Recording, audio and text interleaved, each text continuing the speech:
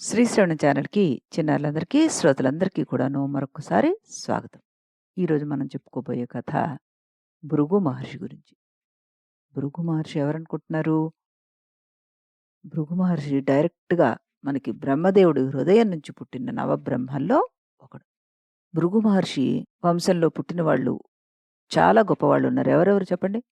ఇప్పటి వరకు చెప్పేసుకున్నాం వాళ్ళ పేర్లు. ఎవరు? చవన మహర్షి, జమదగ్ని, ఇంకా చెప్పుకోవాల్సిన వాళ్ళు ఎవరున్నారు తెలుసా? శుక్రాచార్యుడు, దధీచి.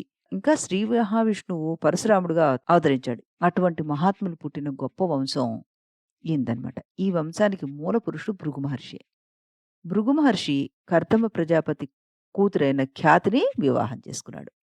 ఆయనకి ధాత, విధాత అని ఇద్దరు కుమారులు కలిగారు. శ్రీ అనే ఒక కూతురు కూడా జన్మించింది. ఆయనకి ఉసన అని మరొక భార్య ఉన్నారనమాట. ఆవిడ యందు ఆయనకి కవి అనే ఒక కొడుకు జన్మించాడు. ఆయనే రాక్షసుల గురువైన శుక్రాచార్యుడనమాట.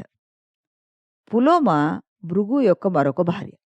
ఆయనకి పులోమ యందు చవన మహర్షి పుట్టాడు. ఈ విధంగా భృగు మహర్షికి అనేక మందిని సంతానంగా కని భృగు వంశాన్ని వృద్ధి చేశాడాయన.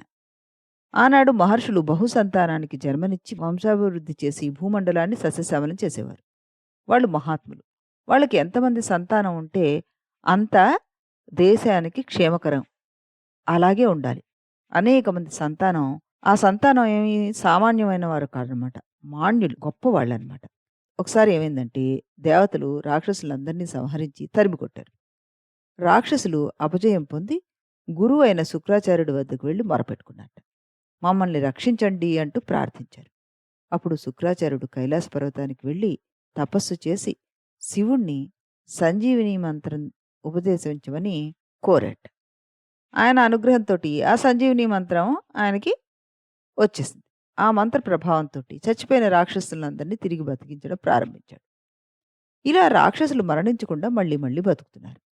అయితే శుక్రాచార్యుడు చాలా కాలం పాటు తపస్సు చేస్తున్నాడు. అందువల్ల రాక్షసులకు ఆయన అందుబాటులో ఉండేవాడు కాదు. వారు శుక్రాచార్యుడి తల్లి ఉసన దగ్గరికి వెళ్ళి, ఇప్పుడు మా గురువైన శుక్రాచార్యుడు మాకు అందుబాటులో లేడు. మాకు ఆయన రక్షణ లేకపోవడం చేత అనాథలం అయిపోయాం అన్నట్టు.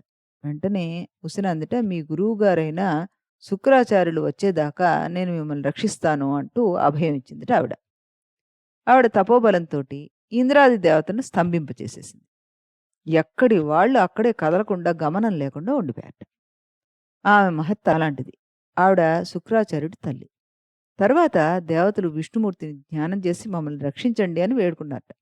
దేవతలు భయంకరమైన ఆపదలో ఉన్నారు. ఉసనాదేవిని సంహరిస్తే తప్ప ఆవిడ శక్తి ఉపసంహారం కాదు. ఈ విషయం విష్ణువు గ్రహించాడు. అయితే స్త్రీని సంహరించడం తప్పు కదా, అధర్మం కదా అది. వెంటనే ఇంద్రుడు ఆయనతోటి అన్నట్ట, దేవతలను రక్షించడానికి స్త్రీ అయినా ఆవిడ్ని సంహరించాల్సిందే, ఇదే మార్గం, ఇదే ధర్మం అంటూ ప్రార్థించి ప్రోత్సహించాట. ఆవిడ్ని సంహరించడానికి ఒక భయంకరమైన రూపాన్ని దాల్చి ఆవిడ్ని భయపెట్టి చంపడానికి ప్రయత్నం చేశాడు శ్రీ విష్ణు. ఉసరాదేవికి తీవ్రమైన కోపం వచ్చిందిట. విష్ణువుతోటి, నువ్వు మహావిష్ణువు, లోకాల్ని రక్షించాలి, నువ్వు అందరినీ సమభావంతో చూడాలి, శరణు అన్న రాక్షసులను రక్షిస్తున్న స్త్రీని నేను, పతివ్రతను, ఇంద్రుడి ప్రేరణతోటి దుర్బుద్ధితోటి నన్ను సంహరించాలని చూస్తున్నావు నువ్వు కనుక ఇంద్రుడితో సహా నువ్వు భస్మం కావాల్సిందే అని శాపం విధించడానికి సంకల్పించేసిందట. శాపాక్షరాలు ఆమె కంఠం నుంచి బయటికి రాకుండా ఆ కంఠాన్ని తన పదునైన బాణంతోటి ఆయన ఛేదించాల్సి వచ్చింది. ఆ సమయంలో ఆవిడ అంటే ఉసెన నోటి నుంచి శాపాక్షరాలు బయటికి వస్తే తనకు ఇంద్రుడికి ప్రమాదం కనుక ఆవిడ్ని చంపడానికి ఆయనకి ఒక కారణం దొరికిందనమాట. ఉసనాదేవి కంఠం తెగిపోయింది. కొంతమంది రాక్షసులు వెంటనే ఈ సంగతిని భృగు మహర్షికి తెలియజేశారట. చనిపోయి నేలపై పడిపోయిన భార్య దగ్గరికి వచ్చాడు భృగు మహర్షి. ఆయనకు ఆగ్రహం కలిగి విష్ణువుతోటి, దుష్ట శిక్షణ చేయవలసిన నువ్వు మహాపతివ్రత అయిన స్త్రీ కంఠాన్ని ఛేదించావు. నువ్వు చేసిన ఈ దోషానికి ప్రతిఫలంగా నువ్వు భూలోకంలో సుఖదుఖాలు కూడాను మామూలు మానవుల్లాగా అనుభవిస్తూ ఉంటావు అంటూ శాపం ఇచ్చేశాడు. విష్ణువు అందుకు బాధపడకుండా ఆ మహర్షికి తాను ప్రసాదించిన ఆ శక్తి తన పట్ల వమ్ము కావడం ఇష్టం లేక ఆయన్ని శరణు వేడట. విష్ణువు ఆయన శాపం శిరోధార్యము గౌరవించదగింది అని అనుకుని విష్ణువు భృగువును ప్రార్థించట. మహర్షి, నువ్వు త్రిలోక పూజ్యుడివి, బ్రహ్మజ్ఞానివి, సత్యాన్ని, ధర్మాన్ని పోషించే బాధ్యత ఉండడం వల్ల నీ భార్యను సంహరించవలసి వచ్చింది నేను. ఆమెను నేను స్వార్థంతో కానీ, అహంకారంతో గాని సంహరించలేదు కదా! దేవతలను రక్షించే బాధ్యత కలిగి ఆవిడని సంహరింపక తప్పలేదు. నా కర్తవ్యాన్ని నేను నిర్వహించాను. నీ భార్య యందు నాకు ఏ విధమైన అవిధేయత లేదు అని అన్నట్ట. వెంటనే భృగు మహర్షి, మహాత్మా, ఇదంతా కూడా నీ లీలే. ఈశ్వరేచ్ఛ ఇది. నీ సంకల్పం ఎవరికి తెలీదు? విధి వ్రాత ఇలా ఉంది. నా భార్యకు కాలం తీరింది. నిన్ను నేను శపించాల్సి వచ్చింది. అందరి తపస్సులకు ఫలం ఇచ్చే నిన్ను శపించడం నిమిత్తం మాత్రమే. కాబట్టి అంటే ఇదొక కారణమే అంతే. కాబట్టి నువ్వు నా పాదాలను తాకి శరణు అనవద్దు.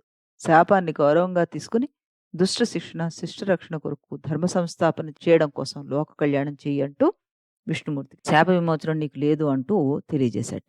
ఇంకా ఏం చెప్పారాయన? నీ నీ అవతారాల్ని, నీ జనన మరణాలని కూడాను లోక కళ్యాణం కోసమే ఉపయోగిస్తావు. నువ్వు ఏ పని చేసినా అవన్నీ లోక కళ్యాణ ప్రదమవుతాయి. నీ అవతారాలన్నీ వేదాలే. నిన్ను ఎలా స్తోత్రం చేస్తున్నాయో అలా ప్రజలు పురాణాలు, ఇతిహాసాల్లో నిన్ను స్తోత్రం చేయుగాక. నీవు నీ చేష్టలు జగత్ కళ్యాణం కారకాలవుతాయి అంటూ మంత్రజలాలను చల్లి విష్ణుమూర్తికి శుభాశీస్సులు అందించాడు. వెళ్లే ముందు తన భార్యను ఆ మంత్రజలంతోటి బతికించుకున్నాడు. వెంటనే ఆవిడకి శిరస్సు అతికిపోయిందనమాట. ఆవిడ పునర్జీవితురాలైంది. ఇంద్రాది దేవతలు భృగు మహర్షి మహిమకు ఆశ్చర్యపడి తమ తమ స్థానానికి వెళ్ళిపోయారు. విష్ణుమూర్తి అంతర్ధానమయ్యాడు. ఈ కథంతా కూడా మనకెక్కడ దొరికిందనుకున్నారు? ఇదంతా కూడాను లింగ పురాణంలో దొరుకుతుంది మనకి. తర్వాత లోకక్షేమం కోసం తపస్సు చేశాడు ఈ భృగు మహర్షి. పరశురాముడు వచ్చి ఒకసారి ఈ భృగు మహర్షిని దర్శనం చేసుకున్నట్ట. తన వంశంలో వాడు మహానుభావుడు కాబట్టి ఆయనను తన దగ్గరే ఉండి తపస్సు చేసుకోమన్నాడు భృగు. పరశురాముడేమో తీవ్ర స్వభావం కలవాడు. తన తపోబలం అతడి శరీరాన్ని దీప్తివంతం చేసింది. ఆ తపశక్తి వలన ఆయనలోంచి విపరీతమైన వేడి, కాంతి పుట్టాయట. ఆయన పక్కనే ఉన్న ఆశ్రమాలు ఆ వేడిని, కాంతిని భరించలేకుండా అయిపోయాయి. దుర్భరమైన తేజోమూర్తి అయిపోయాడు ఈ పరశురాముడు. అప్పుడు భృగు ఆయనతోటి, నాయనా పరశురామా, కేవలం నీ తపోబలం పెంచుకోవడానికి బదులుగా లోకార్థం తపస్సు చేయి నువ్వు. లోకానికి అది మేలు చేయాలి. తపస్సు చేసేటప్పుడు నీలో తపోబలం పెరిగి నీ దీప్తి బలం చేత అన్ని లోకాలను వశం చేసుకునే శక్తి నీలో పెరుగుతుంది. అది దాని ఫలం. అటువంటి కోరికను వదిలిపెట్టు. నీ తపోబలం చేత లోకాలకు క్షేమం కలిగించాలని సంకల్పించు. అప్పుడు అలా కోరుకో. లోకహితం కోసం అలా తపస్సు చేసినప్పుడు దుర్భరమైన తేజస్సు నీలో ఇలా ఉండగా చల్లగా కనిపిస్తావు అందరికీ అని సమాధానం చెప్పి పంపించాట. ప్రతి తపస్సుకి ఒక దిశ అంటూ ఉంటుంది. హిమవత్ పర్వత ప్రాంతంలో పరశురాముడు లోకహితం కోసం తపస్సు చేయడం మొదలుపెట్టాడు ఆనాటి నుంచి. ఆ తపస్సుకు మెచ్చుకొని పరమేశ్వరుడు ప్రత్యక్షమై, వత్సా, లోకహితం కోసం నువ్వు చేసిన తపస్సు ఫలిస్తుంది. నువ్వు అడక్కపోయినా ఫలం ఇవ్వాల్సిందే. ఈ లోకహితం నీ వల్లే నెరవేరుతుంది. అధర్మాన్ని నువ్వే నాశనం చేస్తావు అంటూ శివతేజస్సు కలిగిన భార్గవాస్త్రాన్ని ఆయనకు ప్రసాదించాడనమాట. అంటే భృగు మహర్షి ఆయనకి చక్కటి మార్గాన్ని సూచించిన మార్గదర్శి అయ్యాడు పరశురాముడికి. ఇంకా ఈయన ఇలాంటి అనేక పనులు చేశారు. అనేక మందికి మార్గదర్శకులయ్యారు. ఇంకా ఏమేమిటి ఈయన గురించి మనం తెలుసుకోవచ్చు అన్నది మనం రేపటి ఎపిసోడ్‌లో చెప్పుకుందాం. అంతవరకు సెలవు.